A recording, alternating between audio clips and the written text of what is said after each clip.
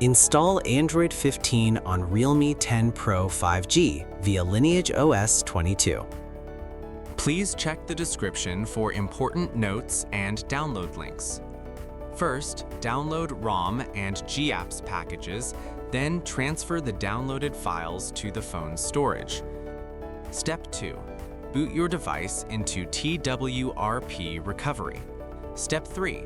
Once you're in TWRP main menu, go to Wipe, Advanced Wipe, and select the checkboxes as shown in the image excluding internal storage.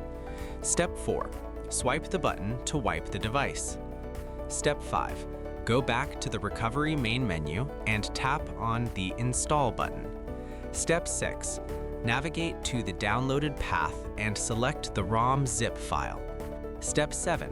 Finally, swipe the button on the screen to install ROM file. Step 8. Once the ROM installation finishes, return to the main menu and install the GApps zip package in the same manner. Step 9. After GApps flashing completes, select Wipe Cache/Dalvik from the bottom left side of screen and swipe to wipe. Step 10. When the wiping process is completed, hit Reboot System. That's it! You have successfully installed the ROM on your device.